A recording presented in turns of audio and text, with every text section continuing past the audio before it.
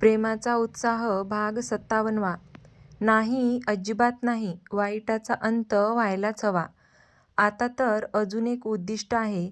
तुझ्या लाडक्या बहिणीच्या आईवडिलांना ज्यांनी मारलं, त्यांना ही तर शिक्षा द्यायलाच आहे. इथे आपल्याला रडून चालणार नाही, देवभाई, रावी म्हणाली. त्या लोकांना मी पण सोडणार नाही, ज्यांच्यामुळे माझी लाडकी बहीण आज आईवडिलांच्या प्रेमाला मुकली. देवांशने पटकन डोळे पुसले. दोघेही बंगल्यातून बाहेर पडले. कारमध्ये बसले होते की धैर्यशीलचा देवांशला कॉल आला. अरे, आहात कुठे तुम्ही? लवकर या. देवांशने कॉल रिसीव्ह करताच धैर्यशील पटकन बोलला. अरे हो, हे बघ आलोच. सुसाट कार गेट बाहेर काढत तो म्हणाला. हो ये, पण जास्त फास्ट नको ड्राईव्ह करूस. 5 मिनिट लेट झालास तरी चालेल. धैर्यशील काळजीने म्हणाला. Yes boss. देवांश हसत म्हणाला. चल बाय. धैर्यशील म्हणाला आणि कॉल कट केला. वाड्याबाहेर कार रेडी ठेवल्या होत्या. धैर्यशीलने एक नजर आजूबाजूला टाकली. नक्कीच त्यांची खबर त्या लोकांना मिळत असेल म्हणून त्याने एकसारख्या 2 कार रेडी ठेवायला सांगितल्या. रोहन, जसं ठरलं आहे तसेच कर. समोरचा माणूस कन्फ्यूज झालाच पाहिजे. धैर्यशीलने त्याला मोबाईलमध्ये मेसेजमध्ये सांगितलं आणि एक नजर त्याला पाहिलं. येस बॉस, तुम्ही सांगितलं त्याप्रमाणे होईल, रोहन म्हणाला. धैर्यशील तेवढ्यात देवांशची कार आत गेटमधून आत आली. त्याने कार पार्किंगमध्ये पार्क केली. कारमधून दोघेही उतरून बाहेर आले. माईंनी सगळ्यांना सकाळीच कल्पना दिली होती. सगळ्यांचा निरोप घेऊन ते 5 जण कारमध्ये बसले. कार एअरपोर्टच्या दिशेने निघाल्या. त्या कारच्या मागे सिक्युरिटींच्या गाड्यांचा ताफा होता. त्या गाड्यांच्या मागे एक गाडी जी त्यांना फॉलो करत होती. गाड्यांचा ताफा एअरपोर्टकडे निघाला. जसे हे लोक निघाले तसे काही अंतराने एक गाडी त्याचा पाठलाग करू लागली. ड्रायव्हरने मिररमधून पाहिलं तसे त्याने लगेच धैर्यशीलला सांगितलं. बॉस, आपला पाठलाग होत आहे. ड्राईव्हर धैर्यशील म्हणाला.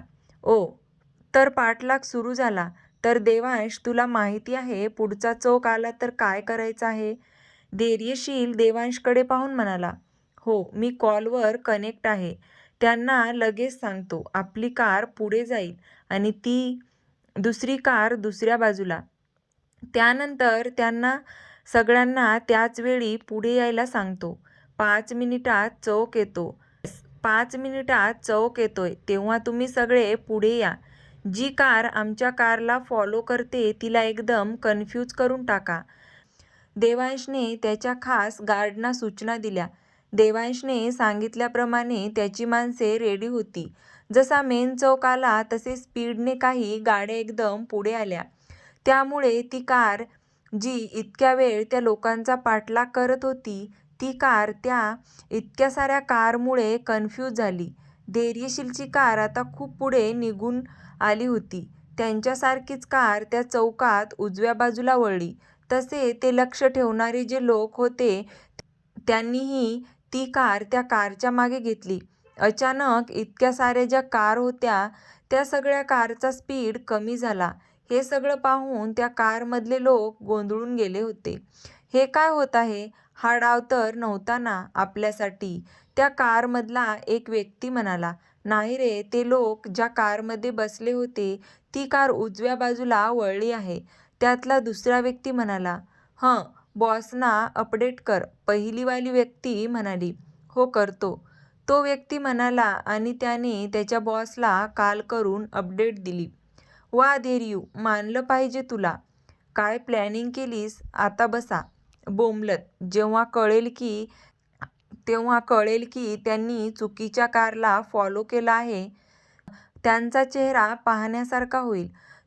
तोपर्यंत आपण ज्यामध्ये बसलो ही असेल रावी. मग प्लॅनिंग करताना माझे डोके खूप फास्ट चालतं, रावीकडे पाहत गालातल्या गालात हसला. देवांश शिवांगी, श्रद्धा या तिघींच्याही गप्पा चालू होत्या. अचानक ते तिघेही एकदम एकत्र हसले. रावी आणि धैर्यशील दोघेही दचकले. रावी, धैर्यशील दोघे बोलत होते. अरे तुम्ही तिघं असे का हसले? आम्ही घाबरलो ना. जरा हसताना सांगून हसत जा, रावी म्हणाली. मी नाही, फक्त तूच घाबरली. धैर्यशील. श्रद्धा, शिवांगी, देवांश तिच्याकडे पाहत होते. सिरियसली? हसण्याच्या आधी कोण सांगतं बरं मी हसणार आहे म्हणून? असे भाव त्या तिघांच्या चेहऱ्यावर होते. रावी, काय बोलतेस? तुला तरी समजलं का गं? धैर्यशील हसत म्हणाला. मी काय म्हणाले आता? आणि तुला काय झालंय हसायला? मी काही विचित्र बोललो का? रावीने कपाळावर बारीक आट्या पाडून विचारलं. आठव तूच काय म्हणालीस? हसताना सांगत जा. आता असं कोण व्यक्ती असेल की जो आपल्याला हसण्याच्या आधी सांगेल, बरं मी हसतोय हा आता? धैर्यशील हसत म्हणाला. हा ठीक आहे, जरा चुकून निघाला शब्द. एखादं वाक्य तर यात एवढं काय हसण्यासारखं आहे? रावी नाक मुरडत म्हणाली. कार थांबली तसे धैर्यशील म्हणाला. बरं चला, आले एअरपोर्ट. बाकीच्या गप्पा आता जेटमध्ये करू. तसे ते 5 जण कारमधून उतरले. ते जसे उतरले तसे गार्डने त्या 5 जणांना प्रोटेक्ट करत कव्हर केलं. धैर्यशीलची घारीसारखी नजर चोहोबाजूंनी फिरत होती. सगळं काही ओके याची खात्री झाल्यावर तो थोडा रिलॅक्स झाला होता. ते 5 जण एअरपोर्टच्या आत गेले, जेथे धैर्यशीलचे प्रायव्हेट जेट रेडी होते. अलिशान असे ब्लॅक कलरचे जेट होते. ते 5 जण आणि काही गार्ड त्या जेटच्या आत आले.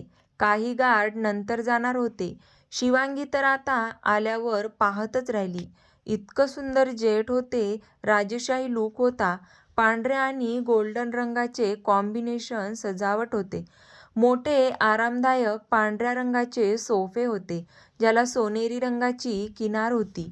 ते सोफे अगदी मऊशार होते. समोरच मोठी स्क्रीन लावलेली होती. त्याच्याच बाजूला एक कपाट होते. ते जेट एक हॉटेलमधील एक रूम वाटत होती. सगळ्या सुखसुविधांनी सज्ज असे ते जेट होते. सगळेजण रिलॅक्समध्ये बसले. तो पायलटने धैर्यशीलची परवानगी घेतली तसे जेट मुंबईकडे जाण्यासाठी रवाना झाले. भूक लागली असेल तर खाऊन घ्या.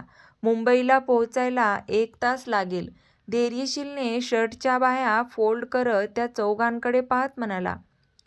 भाई, आज तुझ्या हाताचा ब्रेकफास्ट हवाय. मला काही माहीत नाही. आमच्या तिघींची हीच फर्माईश आहे. ती तुला पूर्ण करावीच लागणार. श्रद्धा ॲक्टिंग करत म्हणाली. या दोघी, शिवांगी आणि रावी तिच्याकडे पाहताना चेहऱ्यावर असे भाव होते. आम्ही कधी बोललो? श्रद्धा समजून गेली होती की या दोघी तिला पाहत आहेत. श्रद्धा दोघींकडे आळीपाळीने पाहत होती, हो की नाही? आणि तिची डोळ्यांची इशारेबाजी चालू होती. तिचे इशारे समजून या दोघींनी हो मध्ये माना डोलावल्या. श्रद्धाजी, तुमचा आदेश सराखोपे. चला धैर्यशील राजे, आपल्याला हा आदेश पाळावाच लागेल. देवांश ॲक्टिंग करत म्हणाला. रावी आपल्या भावाकडे पाहत मनातच याला काय मध्येच होतंय. श्रद्धा दोन्ही कमरेवर हात ठेवून देवांशकडे पाहत होती. ऐसे ना देखो पगली, प्यार हो जाएगा. देवांश त्याच्या हृदयावर हात ठेवून तिलाच टक लावून पाहत म्हणाला. धैर्यशील त्या दोघांनाही डोळे गोल गोल फिरवत ओके फाईन, चला आत किचनकडे. तो देवांशकडे पाहत होता आणि देवांश मात्र अजूनही श्रद्धाकडे पाहत होता. आणि श्रद्धा इकडे तिकडे रावी, शिवांगीसमोर चालू असलेला ड्रामा पाहत एकमेकींकडे पाहून नाहीमध्ये माना डोलवत होत्या. याचं काही होऊ शकत नाही. आपल्याला आजच आणि सकाळचा ब्रेकफास्ट करायचा आहे. धैर्यशीलने देवांशचे मागून कॉलर पकडून त्याला खेचतच किचनकडे गेला. श्रद्धा, तू तर डायरेक्ट बॉम्ब टाकते बरं का? रावी म्हणाली. मग टाकणारच ना, आम्ही सरनोबत आहोत. श्रद्धा डोळे मिचकावत म्हणाली. पण भारी होता हा. बॉईजना कामाला लावायची आयडिया छान आहे. रावी, हा मग कधीतरी चालतं ग. नेहमी नेहमी काय मुलींनीच कामं करायची? कधीतरी आपणही ऑर्डर सोडायची, श्रद्धा म्हणाली. हो का? थांब, हेच वाक्य तू नंतर नवऱ्याला ऐकव. धैर्यशील किचनमधून मोठ्याने ओरडला. येस भाई, मी कधीही कोणात फरक केला आहे का? मग इथेही कसा करणार? जेवढा त्रास भाईला द्यायचा तेवढाच त्रास नवऱ्याला द्यायचा. अजिबात फरक नाही करायचा. दोघेही इक्वल इक्वल, श्रद्धाही मोठ्याने म्हणाली. श्रद्धाचं बोलणं ऐकून धैर्यशील गालातल्या गालात हसत देवांशकडे पाहत होता. ब्रेकफास्टची तयारी करत होता. देवांशने त्याला लूक दिला. शिवांगी, काहीतरी शिक ग श्रद्धाकडून.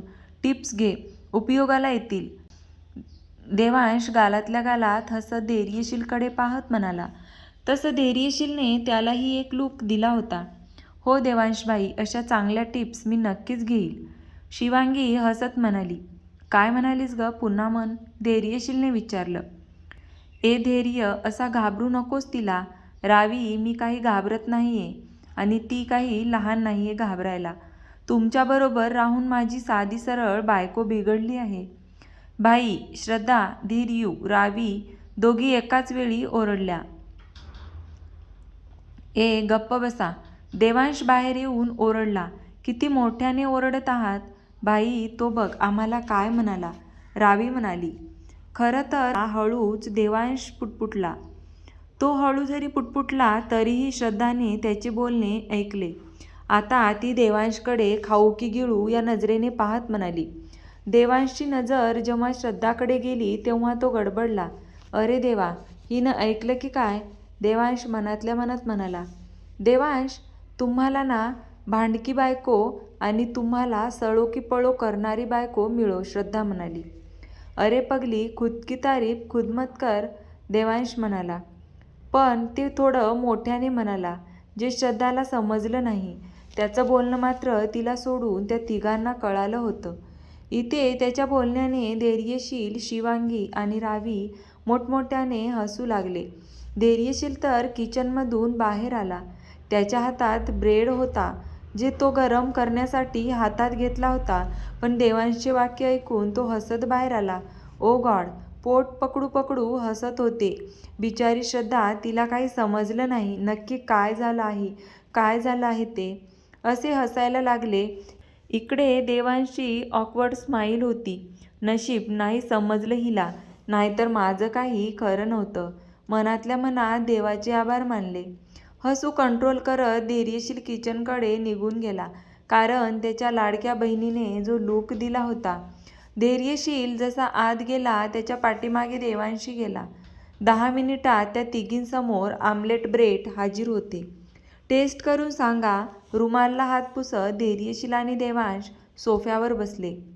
स्मेलवरून समजत आहे खूप भारी झालं असणार. रावी, हो.